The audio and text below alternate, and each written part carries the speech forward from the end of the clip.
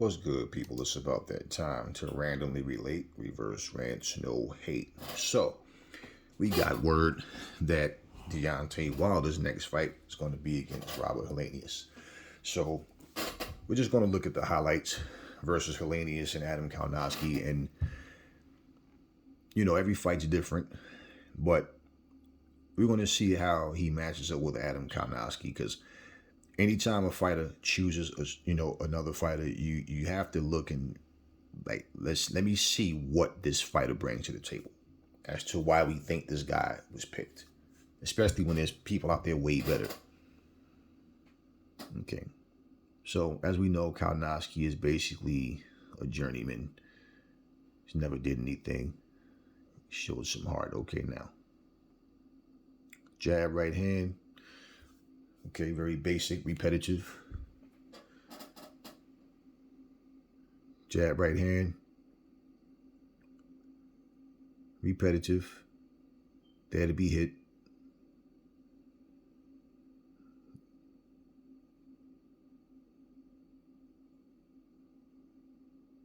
He has a wide guard. I haven't seen him throw one body shot yet.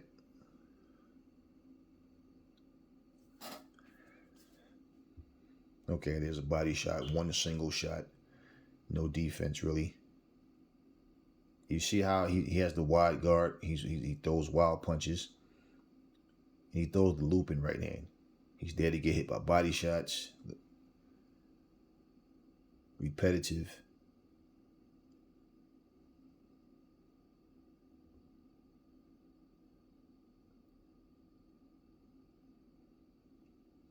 No ring IQ at all.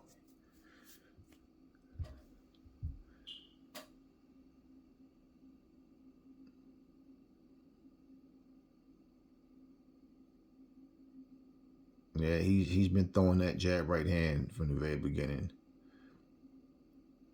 You see the one left hook he throws. Yeah, he's there to be hit. Robert Helenius comes to fight, and I give him credit for that. But in terms of how good he is, I've never rated this guy. This is why he was picked. Now he got rocked, but he dropped Kalinowski at the same time.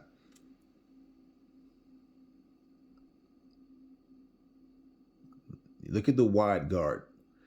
And the fact that Kalinowski even got caught by that shit, man.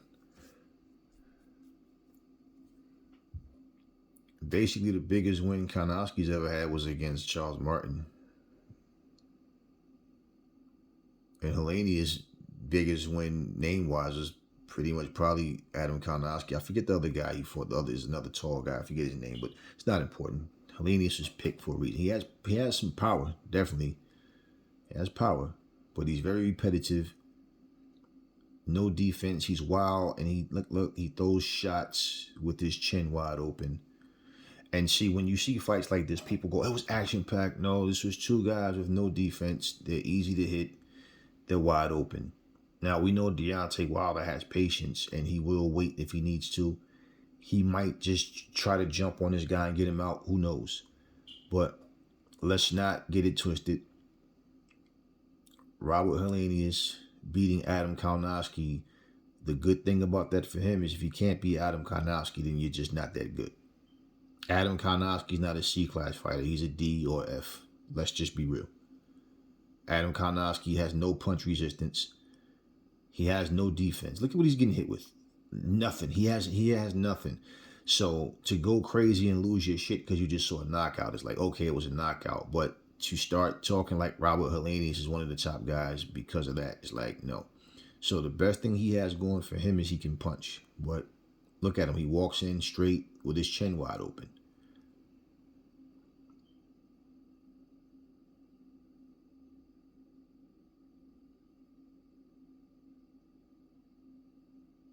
Yeah, Adam Kalinowski is, you as far as him beating him, you can't possibly look at this guy and think, well, this is a good fight for Deontay or whoever. When you can punch, you always hear the guy has a puncher's chance of winning a fight. But overall, do you really feel like this is a guy that you pick that's going to give you like this? If you beat him, then you're back in the title picture. No. If that's the case, that's where he should be right now, himself. And of course, beating a guy like Adam Karnowski doesn't put you up there. But look, Deontay coming back has to fight someone. But my thing is this: people, if the people that you pick, if you're picking these guys and you're trying to make the public believe this is another elite guy, then you're lying to the public. Now, if you simply say, and we've heard fighters at least back in the day, admit, I'm just trying to stay busy. I didn't pick him because I feel like he's one of the best fighters, but I felt like he could push me. I wanted to get some rounds and stuff like that. Don't beat Robert Helanius and then sit there talking about, see, I bring the excitement to the division. And, this is a tough guy. He's one of the best. No, he's not one of the best guys. There's many people, when any did not, no time in your fucking life, have you ever heard someone talk about the elite guys in the heavyweight division and bring up Robert Helanius' name? So let's take a pause real quick.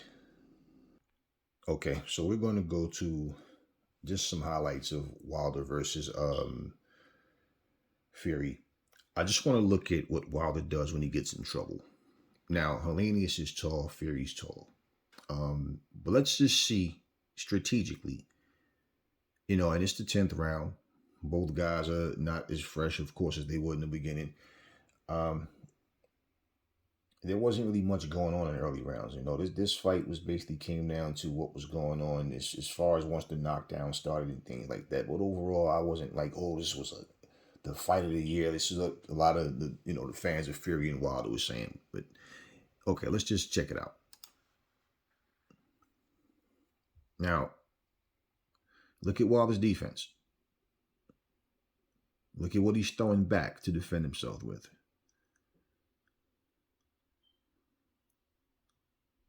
Nothing behind those body shots. There to be hit. So him and Helanius are two wild guys, and really, I think that fight's going to come down to who is more defensive. Not who can avoid getting hit with big shots.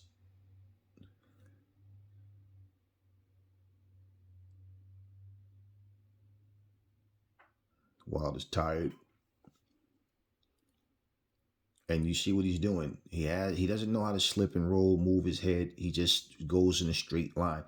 And this was the so-called new improved Wilder, according to Malik Scott and all the fanboys that thought that he was going to be a different fighter.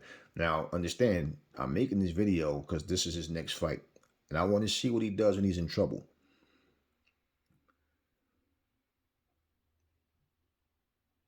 Just on the ropes. Throwing slaps now, nothing behind his punches. Right? Now look, boom, look at how careless Fury is on defense. And Wilder's getting this surge because he's connecting.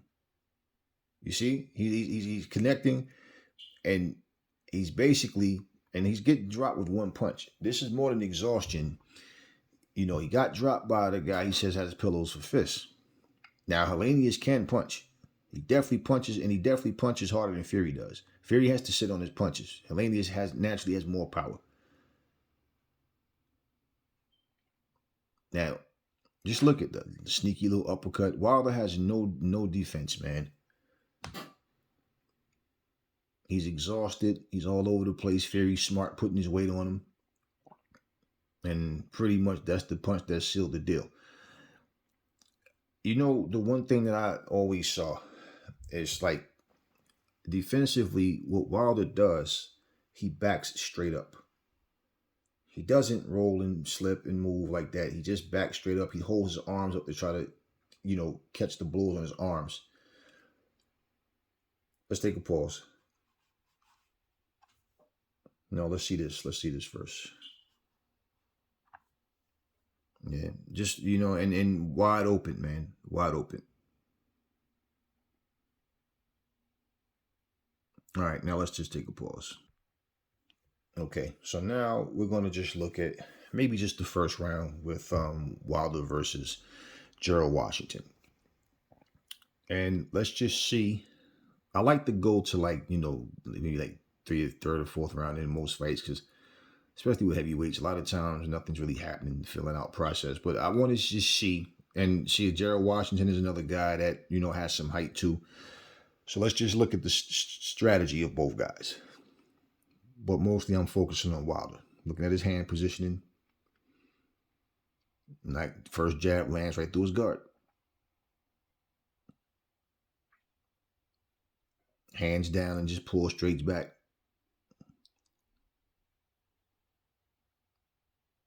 Now, notice, jab to the body. There's no vicious attack from Wilder. Like I say, people make it seem like he has that Mike Tyson style. No, he doesn't. Wilder takes his time. He tries to figure you out. He lays back. He waits. He's always trying to measure you, trying to get close enough to throw that jab right hand. And he's throwing one punch at a time. So Gerald Washington has him on the back foot now. Look at what Wilder's hands are. And if anything comes, it's going to be that wild overhand, right? If he throws anything hard. And then basically he throws those windmill punches, jab. Now when he jabs, look at how he brings his jab hand back to his waist. Now, I'm showing you this because people, they're talking about how he's damaged since the Fury fight. Wilder has never been a technical guy, and we know this. So Helanius is not a technical guy. So this is going to be a fight between two guys that just basically goes for the knockout and just throws repetitive shots.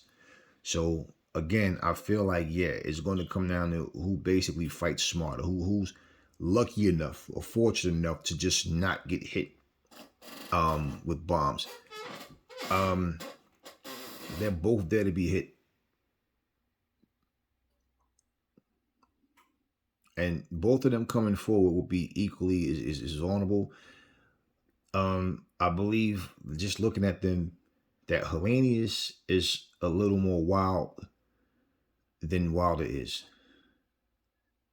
He's a little more wild, more open. He throws, he has that open. He fights with an open guard.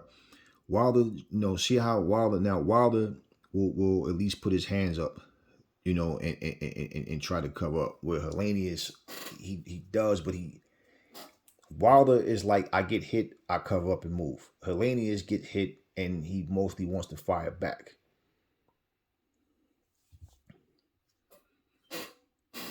Now, mind you, this is Gerald Washington he's boxing. So, Gerald Washington and Helanius is in the same type of category. They're the same class of fighter. And see, Gerald Washington is more savvy, a little more savvy than Helanius, but Gerald Washington has a terrible gas tank. He's not consistent, and he himself is pretty repetitive. He just has a little more savviness than Helanius. But even a guy like Helanius, if Washington doesn't get him out of there, as soon as he starts to tire, Helanius will probably start cracking him and catching him. Gerald Washington is not that skilled. All right, so this is the second round. This is probably going to be the last round that I look at in this fight. And we know that Wilder stopped Washington in the fifth. But Wilder pretty much lost every round until the fifth round. And it was the same thing. Gerald got tired in round 5. And, now look at how cautious Wilder is and just jab to the body. And if I would have showed you, look at how he pulls back, and when he pulls back with his hands wide open. And this is what you can get away with when you fight guys, the caliber of a Gerald Washington.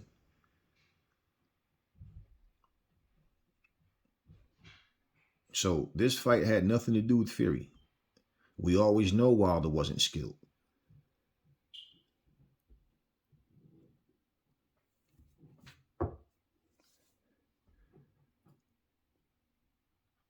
Now, as long as Gerald Washington is throwing one shot at a time and he's able to be telegraphed, Wilder is able to get out the way, but he's not making him pay with anything. And that's not going to happen until the fifth round. Now, look at how Wilder threw that left hook low with his chin wide open. And see, this was the thing. People wasn't making him pay for these mistakes. And look at Wilder, one punch at a time himself. Now his heart starts to get up once he starts to see that Gerald Washington starts slowing down. Maybe I may play the fifth round. I might just go straight to the fifth round, actually, because pretty much this fight went rounds 1 and 4 looked identical, pretty much. And the reason why Wilder is so patient is because he understands he doesn't know how to get in and figure you out. So that's what Wilder depends on, to watch you slow down, wait till you start to square up, and make it easier for him to land that jab right hand. So he does have that patience. That's the one thing that he does have. People don't, it's not just the right hand. He does have patience. So even if you're outboxed, see how he slips, move, make those little movements when nothing's coming at him, but then he throws nothing.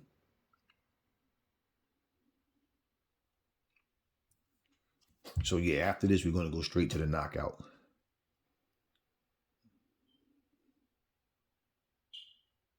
He's very hesitant. And they know, when you have power punches like that because Gerald Washington, he does have some power, and basically being reckless is not what you need to do. But you didn't see any change in the skill level. So let's say that Wilder does beat Helanius. You think, what's next? If he beats Helanius, I would like to see him fight I want to see him fight Anthony Joshua. But if he does beat Helanius, if he doesn't fight Joshua, I'd like to at least see him fight the winner of Parker and Joyce. So, all right, we're going to go to the fifth round. All right. So here we are, round number 5. Now, he just caught Washington with a shot. Now look at where Washington's lead hand is. Now that's given Deontay Wilder more confidence. He's dropping that hand.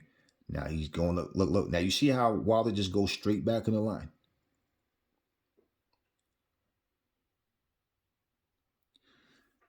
Dropping that hand. Now Wilder with the wild slap. But Wilder sees like Washington's getting tired.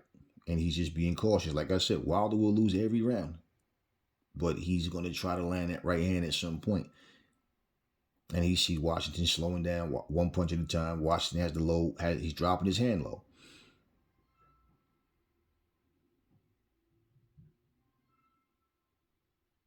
And it's just a lot of posing, pawing. Now notice who's on the back foot now. Wilder's not landing anything significant yet. There he goes. Now he's catching. Boom, got him. There you go. And notice when Washington was coming forward, Wilder was on the back foot. Wilder knows he's tired and he knows it's all but over. Got him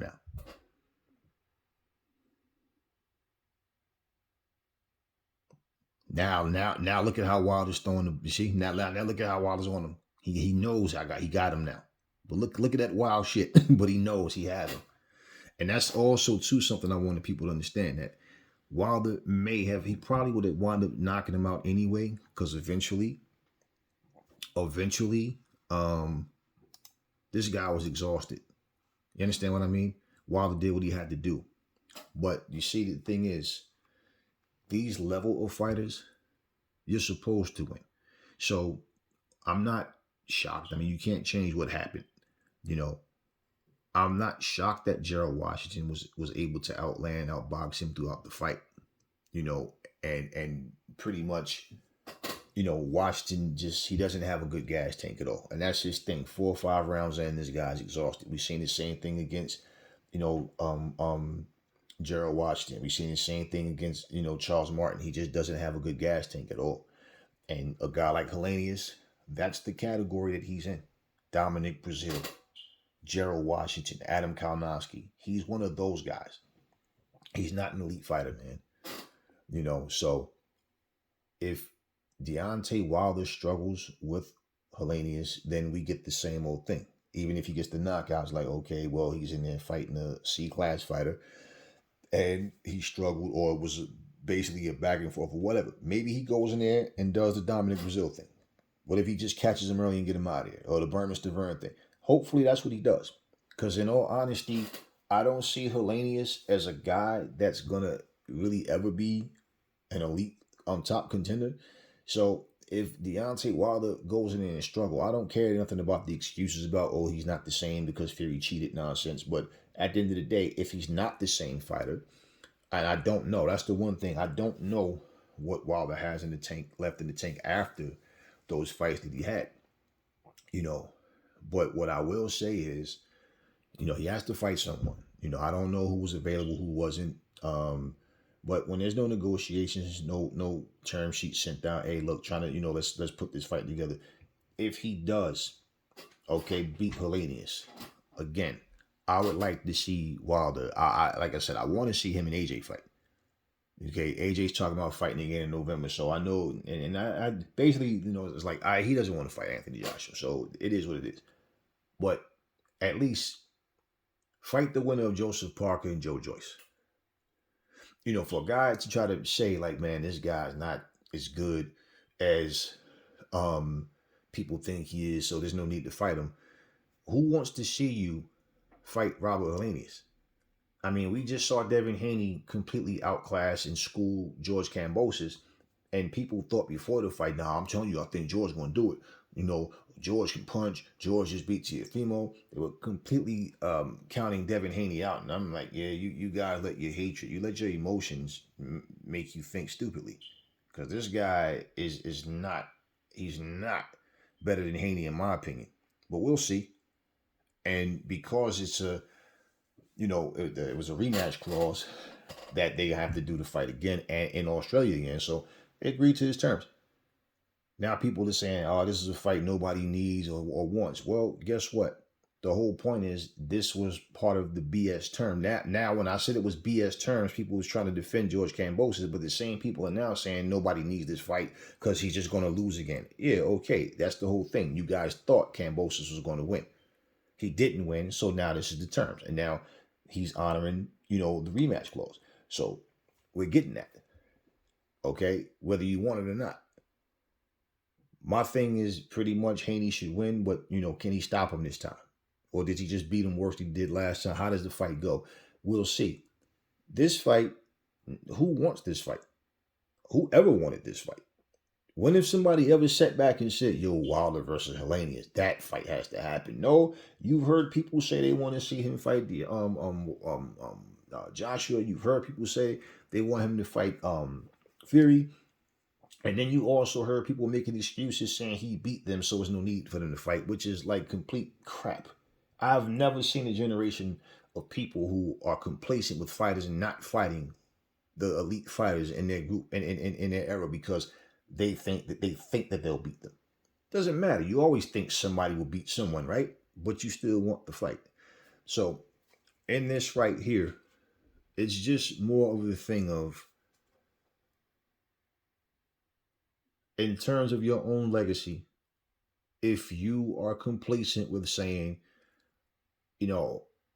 I've had, just say, 8 elite guys in my era, and I fought 2. I fought 1. Fuck 2. I fought 1 3 times.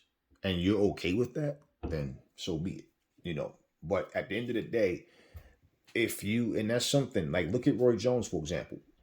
People praise Roy Jones, but they also say he didn't have any Durans or Leonards or Hearns on his record, on his resume. Okay, and so for Roy Jones, there was no Joe Calzaghe, there was no Chris Eubanks, there was no Nigel Benn, there was no Steve Collins, and so regardless to he got to Calzaghe later in their careers, and this was when Roy Jones was pretty much finished. But at the end of the day, I don't know why the fights didn't happen. I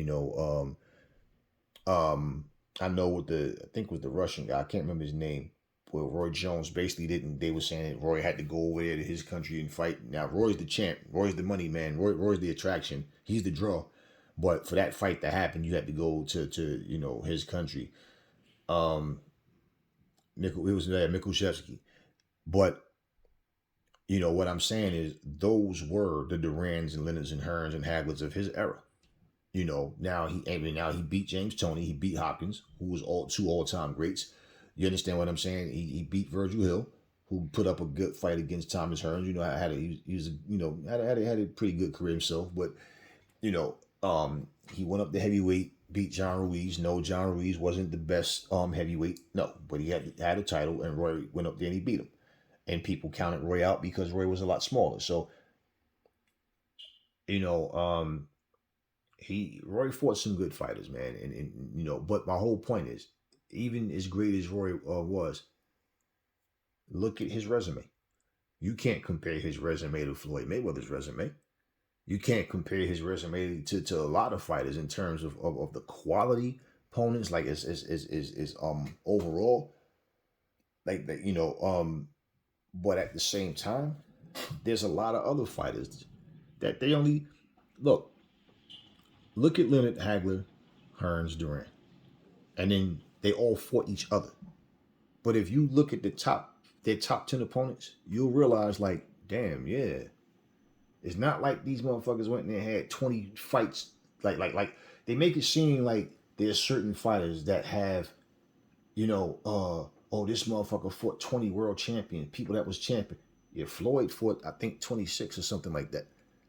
This is what the point of what I'm saying. Like certain people resumes, when you look at it, and when you compare a fighter to an era where fighters fought way more than usual, is a different mindset, different business model, different time.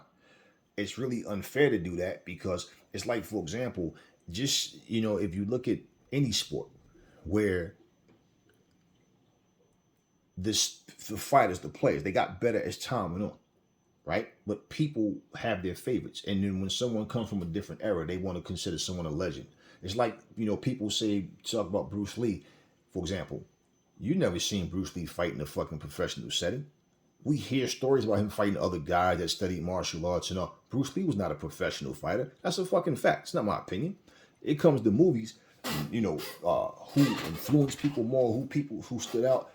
Yeah, Bruce is going to get the nod over Van Damme, Chuck Norris, Jim Kelly, Jet Li, Jackie Chan. He's going to get that. Bruce was that guy. In terms of a professional fight, how the hell can I sit here and put Bruce Lee in the category of a professional fighter? He wasn't a professional fighter. I don't care about them stories about how Bruce could kill people. The man was 132 pounds, and they make it sound like this dude is the scariest motherfucker to walk the face of the earth. It's like, man, stop with this nonsense. So when I ask you what was Bruce Lee's record, what you mean? Yeah, that's my point. What I mean, what was his fucking record? You're comparing a fucking movie star, an actor, to real fighters. He'd have been too fast for Mike Tyson. And the Muhammad Ali, he'd have destroyed those guys. I'm like, you guys really crack me up with your fucking analysis of a fucking actor. So now we're talking about fighters, real fighters, but we're talking about different levels of fighting. So I just feel like for me, I'm not crazy about Wilder versus Helanius, but like I'm saying, Wilder himself is a guy that's not that skilled. So fighting Helanius he's fighting almost is like he's shadowboxing, like he's fighting himself. Helanius and him are very similar, not identical, but they're very similar. So this is going to be a fight where, like I said, whoever can avoid getting hit with the big shots is pretty much going to be in the best position to win this fight. And I think this fight pretty much ends at somebody's going to sleep. Now, here's what I hope happened. Okay? Because I want to, first off, be the best man win. Okay, if Wilder is good enough to beat him that night, then Wilder will win. If Helanius is good enough to beat Wilder that night, then he'll win. In terms of namesake and for the attention, Helanius is not really a well-known fighter. But like I said, if he earns his spot, then hey, so be it. I would like to see Wilder win this fight because I want to see Wilder compete with the elite guys. Okay? I don't feel like it's fair for you to get knocked out, come back, beat a C- fighter, and then all of a sudden you're in a title shot. That, like, to me, that's just like, okay, what about the guys who's working their asses off and they're being overlooked? And they haven't been knocked out, but you have. You understand what I'm saying? So I look at that, and that's what I look at. So this is your warm-up fight to come back to, okay, right. Then if you beat Helanius, as I said earlier, get in there with the winner of Joseph Parker and Joe Joyce. Hell, it's been more than 2 years. You're no longer the champ. Fight Dillian White. Understand what I'm saying? I mean, to be honest with you, I'd rather see Deontay Wilder fight F.A. Ajaba than Helanius. I believe F.A. would be more competitive than Helanius. And I believe Team Wilder knows that as well. Now, he'll probably still knock. He might probably put like that. And it's the same thing with them. Who could avoid getting hit with the bombs? While the thing with Helanius, what I see, they see. He's wild. He has an open guard. And he throws looping shots. And Wilder does have the patience to catch. It's still a fight, and I'm not going to shoot it down in terms of the fact that it doesn't bother me personally. I'm not going to shoot it down in terms of the fact that Wilder picked him to fight. But what I'm saying is, if he beats him, I don't care if it's a first round knockout. Don't come with that bullshit talking about he just beat an elite fighter. That's my whole thing. F.A. Ajabe is not a part of the elite, but he's at least a little more technical. At least he's a little, put like this. He has a lot of holes in his game too. But he's not as sloppy or as wild as Helanius. And I feel like he's a bigger threat than Helanius. But we'll see. It is what it is. And so, yeah, I'm not like the rest of y'all who sit up here and want Wilder to lose. Like y'all want AJ to lose. Y'all hope he loses so he has an excuse to not fight AJ. Like, well, why would Wilder fight him? He's coming off a loss. Okay, well, same way. He's coming off a loss. A knockout loss. Okay? And was on his way to get knocked out in the second fight. He's coming off of a knockout loss. And y'all seen when I showed you, the fight with Fury. Fury, I'm going to do the same thing with Fury. I'm going to make a video. I'm going to break these things down because, people overlook flaws and mistakes in fighters because they get the win. But then they sit and they look at other fighters and point out these same things that they won't point out in the fighters that they like. And for me, it's just all about calling it down the middle as I see it. So I want to bring up these, things and when people are, playing a favoritism role. You never hear me tell you, I know for a fact this guy will beat this guy. No, I feel like I say, if this guy is 100%, even if the other guy's 100%, I feel like this guy got the advantage. That guy, I believe, strongly will win. I don't like to say, I can't tell you what a guy's going to do. I can tell you what I think is going to happen or what's most likely to probably happen if this guy does this and this. But how many times have we done that? And then the guy shows up and then he doesn't, we've heard this all the time. And then the guy shows up, he's not the same fighter that night. So you never know what you're going to get till you get it. That really is not even a big deal. That's the small side of it. But overall, what people are not seeing in these fighters is the simple fact that when they handpick someone, fight after fight after fight, then turn around and say another guy is avoiding the big fights, and the same guy that you're saying is avoiding the big fights, you're avoiding, right?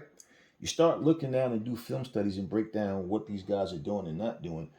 You start, when reality slaps you in the face, you really realize your bias as a fan helps these people keep their egos pumped up and help keep them detached from reality. Because, I did a video breakdown, not so much a breakdown. I just let people hear what was being said by certain people. And it's funny how people who were basically saying Deontay Wilder is a lot better than people give him credit for are now admitting how he's not that skilled. There's many people more skilled, but his heart and determination, his right hand makes up for that. And okay, well, guess what? That's the same situation Joe Joyce is in. Anthony Joshua is skilled, but he fought a guy who he wasn't as skilled at and tried to fight him in a way, like I said, a checker player trying to play checkers on a chess. You can't, stick to checkers. Okay, but when you're trying to play chess with the guy that's much better at chess than same thing, even if you're playing checkers with a guy, if he's better, than you at checkers, then it's like, okay. Old saying, you fight a boxer and you box a fighter. Sometimes you have to do that. Sometimes you have to switch it up and become a switch hitter and mix it up in the fight. Every fighter doesn't have that ability. So, yeah, this is not a fight that I'm crazy about. I'm looking forward to Joseph Parker and Joe Joyce right now. That's the fight I'm looking forward to. I'm not looking forward to Wilder versus Helanius. Like I said, may the best man win, but I want to see Wilder win this fight because I want to see him compete with the top guys. Now, once you get to the Joe Joyces and the Parkers and all, then it's like the same thing, may the best man win, but I want to see you compete with elite guys. If you can finish your career, and we heard it that it was said Wilder wants to fight 3 times a year. Okay, is that going to be okay, if I beat Helenius, then I'll call out Adam Kalinowski? Then maybe I'll call out a third fight with Luis Ortiz? Or now maybe I'll finally now fight a Charles No, we don't want to see that shit, man. We don't want to see that. We want to see if Deontay Wilder, win, lose, or draw, could finish his career and say, okay, he fought Tyson Fury, right? He fought Joseph Parker, or he fought Joe Joyce, he fought Anthony Joshua, he fought Dillian White. If he can finish his career with those names on his resume, win, lose, or draw, right? Now, of course, if he wins, it's that much better for him. But his resume can finally at least have some respect on it to where, okay, now at least you can say you fought the top guys. Not Andy Ruiz. At least if he can at least get 3 or 4 of those names on his resume before he retires. Ending your resume beating Gerald Washington or Robert Helenius or Bermain Stavern and all those other guys, Duhampus, and losing to Fury twice, getting the draw. Your resume is basically, you'll be in a position where you're complaining because the casuals are trying to put you in a greatest of all time spot. But the real boxing historians know, his resume is weak. You can't compare and put this guy in the same category with them. There's no fucking way that you can tell me that people critique Roy Jones and say Roy Jones, as great as he was, his resume wasn't as stellar as those other guys. You take Marvin Hagler, Duran, and Hearns because they fought each other. Now, they were great fighters, yes. So was Roy. Roy, as far as I'm concerned, was equally as great as those guys in terms of his skill and what he could do. You can't tell me that Roy Jones couldn't beat or compete with those guys and make me believe that shit. Okay? And out of all of them, Roy fought at 160. He never fought as a pro at 154 and 147. So with Roy, it's more like, look, the only guy that was 160 all the time was Hagler. So that's really the only guy you can really compare him to in terms of fairness and saying, like, because he was naturally coming at 160 and then went up. But, Ray Leonard fought at 160. Not just against Hagler. Hearns fought at 160. Duran fought at 160. So you can compare all of them. And if you can tell me you think that the 160 versions of Duran, Leonard, and Hearns would have beat a 160 Roy, it's like, okay, you're entitled to your opinion. But no, at the end of the day, we seen Roy Jones compete. And we know what he can do. So my point is, if you're going to compare his resume and say that his resume falls short to those guys, how in the fuck can you take Deontay Wilder and talk about all-time great with that weak-ass resume that he has? You understand what I'm saying? This is my point. And out of everybody on that resume, look at James Toney and Bernard Hopkins, the respect that they get and their place in history, in boxing history. Ken Norton is take Ali off of his resume. Where does Ken Norton stand? You understand? Take Joe Frazier. Take Ali off of Joe Frazier's resume. This is the point of what I'm saying. You guys got to look at where a fighter stands because of who they did it against, not because you like the fighter. Whether you like a fighter or not, look at the reality. So this is a fight right here between two guys who, one managed to get himself in an elite, as amongst the elite, without having elite, boxing skills. But just like Joe Joyce, I don't think Joe Joyce has elite boxing skills, but how he puts everything together, it works for him and he wins. Same thing with Deontay. But at the same time, when you're trying to make these fights and people won't fight you, that's different from you saying there's no need for me to fight this guy because I'll beat him, or making excuses to not fight him. So we'll see how things go. Let me know what y'all think in the comment section. How do you think Helanius matches up against Deontay Wilder? And that is this the fight that you want to see him come back and have? Are you satisfied with Deontay versus Helanius? Or, you know, it is what it is. So it doesn't matter who else you rather see him fight, but like, let me know. It doesn't matter what we want, you know, but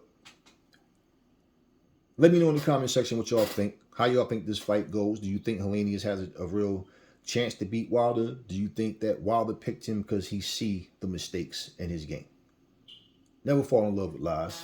Remember, the truth brings the hate out of people, and I will catch y'all on the next video.